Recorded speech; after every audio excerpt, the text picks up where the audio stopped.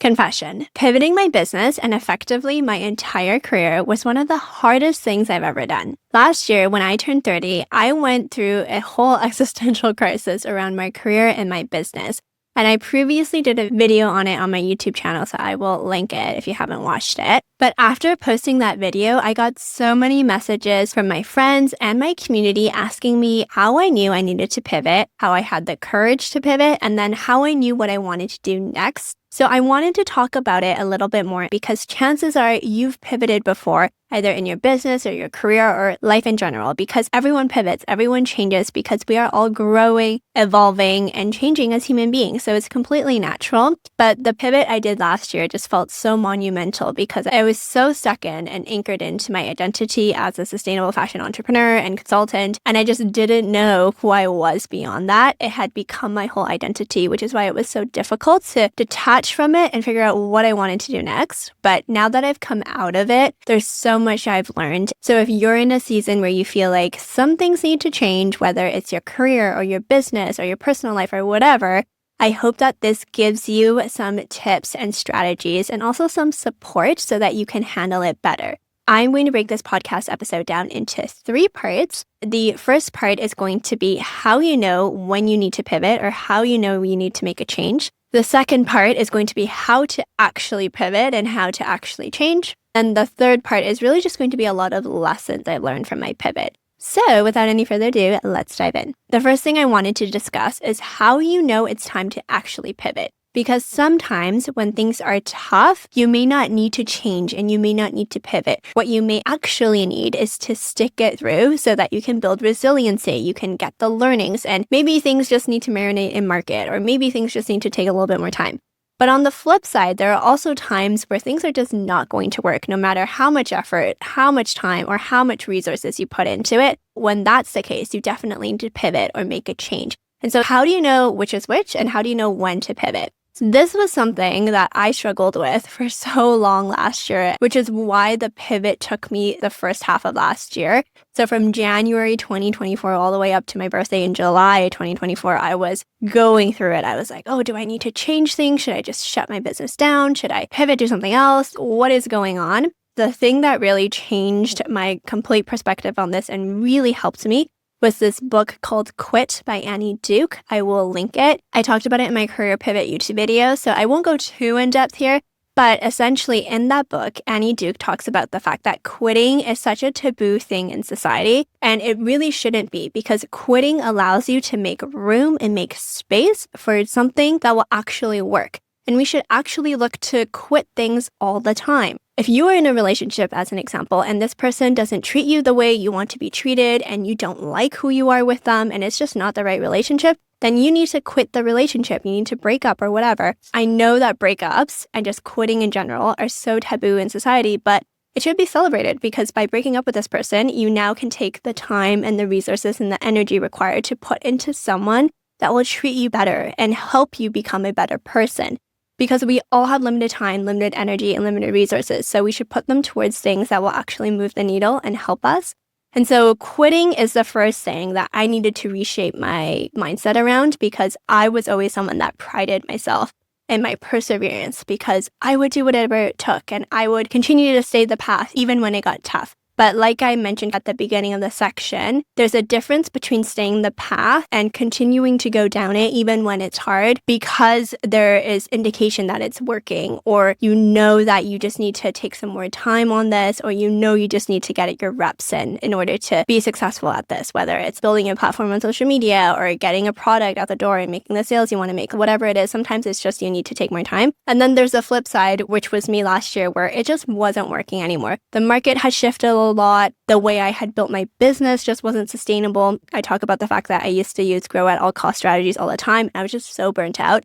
And it just got to a point where I just physically and mentally and emotionally could not do it anymore. So that's when I knew I needed to pivot. And then this book, Quit by Annie Duke, really helped me realize that winners quit all the time. They win because they quit. They don't keep doing things that aren't working. So that's definitely a mindset shift around quitting and the concept of quitting in general. The other thing that can help you analyze if you should keep going or if you should pivot or change things is before you start any project or any endeavor, having checkpoints and metrics you want to hit, as well as backup plans or kill switches Annie likes to talk about in her book. I wish I used to force myself to have these really intensive, critical quarterly board review meetings, even if it was just with myself and like in my head. But it is important to do that, to structure and set aside that time, because without doing that, you can continue to just work on things, know that there's problems, but skirt it under the rug, just slide it under there and just avoid it. But it is really important to face things and critically analyze it. With me last year, I had not really faced the reality that this wasn't working anymore. I was just pushing it under the rug until there just was no more room under the rug. And there was this like huge couch that I was trying to shove under the rug. Okay. So it just got really, really bad. I had all these different warning signs, but I wasn't paying attention to it. And I didn't have those checkpoints like I mentioned. So had I instilled those checkpoints and had I been like, okay, even if we're making this amount of revenue, if we're not making this amount of profit, or I'm not able to pay myself this much, or if I'm working this much, these are warning signs that things aren't working and I need to change things. Had I had those things, it would have been a very black and white, this isn't working and we need to change something. This is helpful because it takes the emotions out of it. Because as a founder, as a business owner, we are so protective over our businesses and our careers in general. Taking the emotion out of it is really helpful. Another thing too is if you're at the stage where you're doing these checkpoints and you're now realizing that this isn't going to work, things need to change, you can feel this pit in your stomach and maybe you start to spiral in your head. But if future calm you had already made some backup plans and we're like, you know what, it's fine, we got this. If this happens, we're going to do this. If that happens, we're going to do that. And if this happens, we got this, this, and this, then you can just implement these plans. Whereas if things aren't working and then you're scrambling and panicking to try to figure out what to do, that's just not the best headspace to be in. A couple things, have these checkpoints, have metrics that you want to be hitting, which will indicate whether or not you're on or off track. If you're off track, make backup plans on backup plans so that your current logical, calm self can help the future you if you ever do get in that situation. Of course, we're going to do everything we can to make sure our plans succeed, our projects succeed, we make our launch goals, whatever it is. It is inevitable that life happens and things don't always happen according to our plans, right? So it is important to have backup plans and think about that and prepare for that in advance. Having those checkpoints and those backup plans will really help you. And then the next thing that should be a telltale sign for you is if you're constantly burning out. This is something that I wish I was a little bit gentler on myself before, but I would just burn out and be like, this is normal. Every founder burns out. While that may be true, it doesn't mean you have to live that way. And I am now in an era where I'm trying to sustainably grow my business. And ever since I pivoted last year, I am so proud to say that I haven't burnt out since. And it's been 8 months, which may not seem that long, but that is a big deal for me, for someone that used to burn out consistently almost every single month. So burnout is a sign that something is just not working. And even if you realize that at your checkpoint, you're hitting all the metrics and everything's going well, but you're just consistently burning out, maybe you need to slow down a little bit so that this can be a little bit more manageable and sustainable for you. Or maybe you need to outsource and hire some help so you can get some stuff off your plate. Either way, burnout is a sign that something needs to change and something needs to give because yes, you might be succeeding and yes, things might be going according to plan, but how long can you realistically keep this up? Be real with yourself. And if that's something that's happening, that's another sign and indication that something may need to change and you may need to have a little bit of a pivot. Before I dive into more tips, I did want to say that pivoting is not a bad thing. Pivoting allows you to quit something that's no longer working and pursue something that may. And there's no shame in it, and we should not feel like it's taboo, and we should not feel like we have failed or all this stuff. I wanted to give you some examples of companies that have pivoted and then became so much more successful. The first company is Netflix. Netflix used to ship around DVDs. Before, you couldn't just go onto Netflix.com and then press play and just watch a video. You would have to put this CD-looking thing into this DVD player, and then poof, your film will start playing. And so Netflix used to do that, and then they eventually pivoted to the streaming platform that we all know and love nowadays. Slack is another one. So Slack used to be a gaming company, and I had no idea about this, but they pivoted from being a gaming company to now being the communication platform. And I use Slack all the time now, and I didn't know that. So Slack pivoted as well. So just a couple of fun examples. And the moral of this is if Slack and Netflix, who are both arguably some very successful companies nowadays, if they couldn't figure it out on the first time, why do you expect you to? It is so important that we understand that we need to quit things that aren't working so that we can make room for what does. That is how you know when to pivot and how to actually get the courage and work through all the icky mindset stuff around actually embracing it and pivoting. Next, that begs the question, okay, I know I need to pivot and I've accepted that I need to pivot, but how do I actually do it? The first thing you need to do is make a plan. If you're trying to pivot, change your job or change your business, the first thing is, okay, what am I going to do with my existing business or existing job? Am I going to quit it cold turkey? Am I just going to quit this job? Am I just going to shut this business down? Or am I going to stay in this job and do a side hustle? Or am I going to stay in this job and start to look for a new one? Or am I going to continue to service existing clients or existing customers and on the side start a new business? Or am I going to pivot and service a different clientele? Or am I going to hire a CEO? There's so many different things you could do, both with your career and or your business. But sit down and make a plan as to what will be most realistic for you and figure out your next moves. And just remember that it does not have to be forever. Once I accepted the fact that I needed to pivot and I worked through all those limiting beliefs and all those icky, sticky feelings around pivoting, I was so paralyzed around what to do next, which is so rare for me because usually I know what I want to do and then I just go and do it. But for this, like I mentioned, it took me from January all the way to last July. So it took me a good 6 months to face this reality. And then it took me from July all the way to October-ish when I made that career pivot YouTube video to then be like, okay, I think I know what I want to do next. Which is fine. I'm not wanting to shame myself for my process and how much time it took, but it just goes to show you this was really difficult for me is essentially what I'm trying to say. I had all those things going on that I just talked about in that first section around how to know when you need to pivot and then how to face it. So hopefully now you will not have to be like me and take 6 months to do this. But the other thing in building a plan was that I felt like this had to be the plan that could not change. And that's why it took me another 3 months to develop this plan. Because in my mind, I was like, okay, this is going to be my life for the next 6 years, but that does not have to be the case. It could just be a temporary thing, something to hold you over until you figure out what you actually want to do or try something out and see if it's actually for you.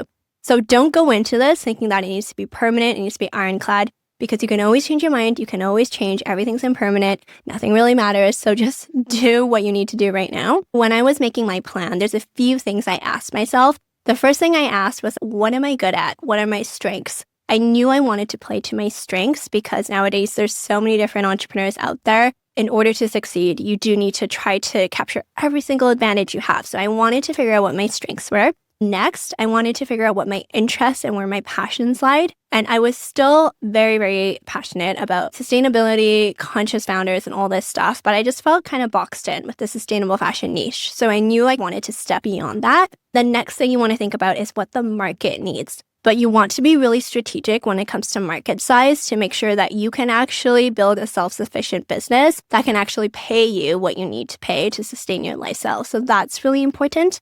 And then, of course, you want to think about what your ideal customer needs as well. So there's this 4-circle Venn diagram, and you want to find the middle about what you're interested in, what you're passionate about, what the market needs, and also what your customers need.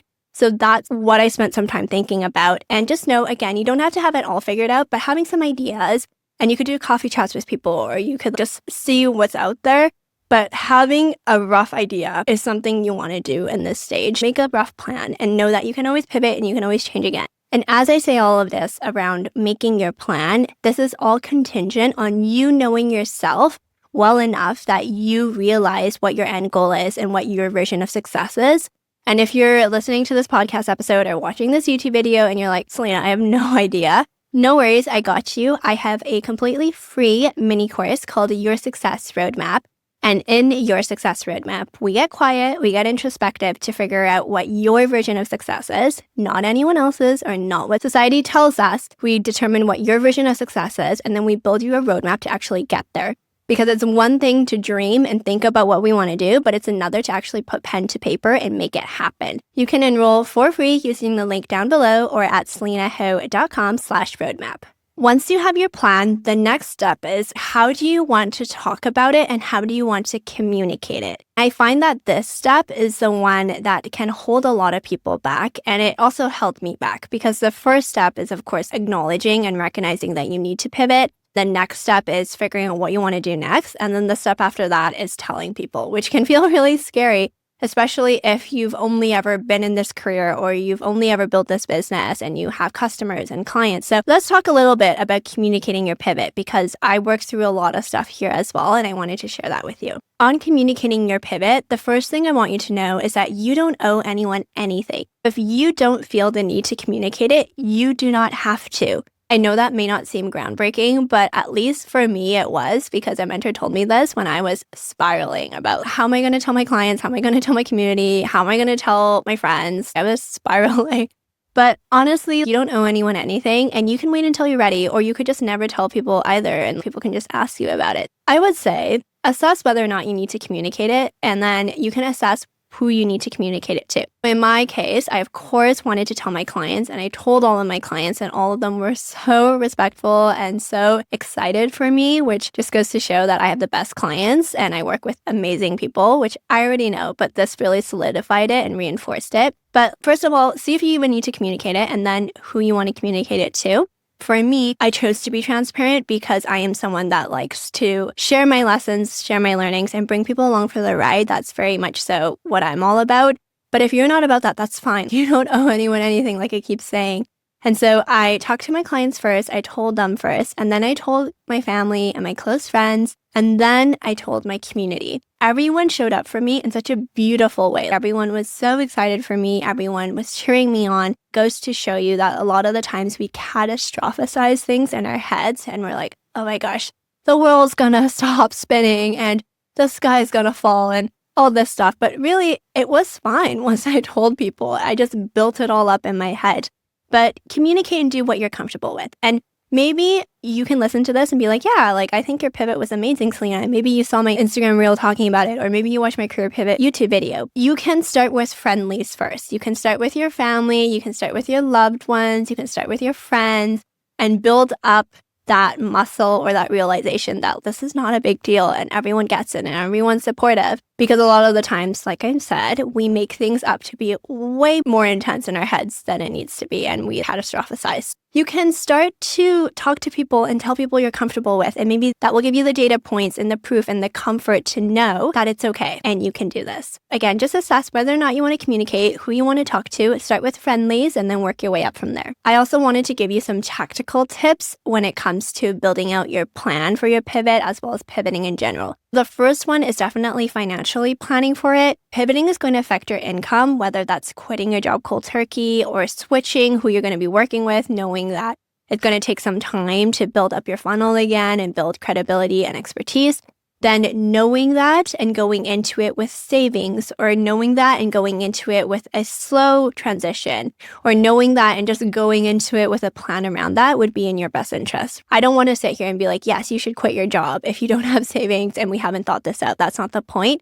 The point is we want to be financially responsible about this and just realize, hey, this is what's going to make sense for me. Maybe I can't quit my job cold turkey right now, but I have a plan where I'm going to start a side hustle or whatever it is. The next thing you want to do is test before committing. I think it's such a great idea to have a rough plan of what you want to do. And like I mentioned before, you can do coffee chats and just chat with people that either have that job you want to do, or either are running that business you want to run, or either are working with the type of clientele you want to work with, and just see and pick their brain around what their day-to-day looks like, what their pain points and challenges are. Do you actually feel like you would like this, or are you glamorizing it? Be really real about that. If you had the opportunity to do some volunteer work or freelance work or take on small projects to give you a taste of what that could be, that can be really helpful too. For me personally, I mentioned at the end of my career pivot YouTube video that I am really interested in getting more into venture capital this year. I've been reading a lot of books, listening to a lot of podcasts, and also meeting a lot of founders and getting integrated in the space to see if this is genuinely something I want to do.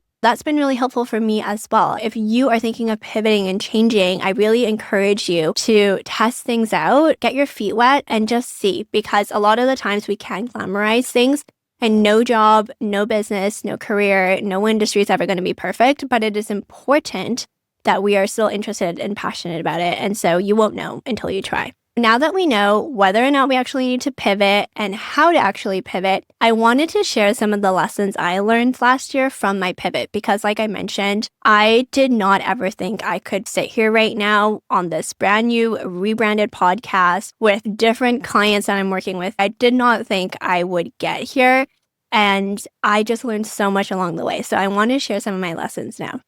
The first one is that no one will care as much as you do. I've talked about the spotlight effect before, but essentially it is when you feel like everyone is watching your every move, everyone is keeping tabs on you, but the reality is that everyone is way too busy keeping tabs on themselves and way too busy obsessing over themselves to obsess over you. Spotlight effect is if you just constantly feel like there's a spotlight on you, which is, again, not the case because everyone's way too busy freaking out and caring about themselves to care about you. Like I mentioned, no one will care as much about this pivot as you do. I think if anything, everyone will understand and support you and be so excited for you. And whoever isn't shouldn't be your friend or shouldn't be in your community or shouldn't be in your network to begin with. You only want to have people in there that are going to be aligned with this new era and this new direction or this new season that you're going in. The next lesson I learned was that you can feel the fear, you can feel the anxiety, you can feel the spiraling and do it anyways and know that it will still work out. Just because you're afraid of something, just because you don't know what is going to happen, doesn't mean that you shouldn't do it. If anything, it's kind of a sign to lean into it a little bit more and be more curious. I spent so long in my feelings last year, as you can likely see, like really feeling all the feelings. Being sad, I was sad. Being frustrated, I was frustrated. Being anxious, I was anxious. And all the things. And you can feel all those things, work through them, but still take action. I know it's easier said than done, and you need to take the time to feel these things and process them and all that stuff. But at the end of the day, know that if you don't, you're just going to continue to feel this way. And I just didn't want to feel that way anymore. So that's what finally kicked me in the butt to be like, okay, I need to make a change. But just know you can feel those feelings and still act, and it will be okay. If you're thinking about pivoting, I hope this episode helps you. I really wish I had something like this last year, and I feel like everything I went through last year has helped me shape my career for this next decade in a way that I am so genuinely excited about, but also has allowed me to create this episode for you. And so I hope it helped you. And if it did, let me know. You can send me a DM at Selena J. Ho. If you have any specific questions around pivoting, I would love to answer them as well. You can shoot me a DM. And also, if you know someone that needs to make a pivot or is thinking about pivoting, send this episode to them, and I hope it helps them as well. Friendly reminder that pivoting is not a failure. You are quitting something that no longer works to give yourself the time, the resources, and the space for something that will. I am so proud of you if you are thinking of pivoting, and subscribe if you haven't already. New episodes drop every single Wednesday, and I will see you in the next one.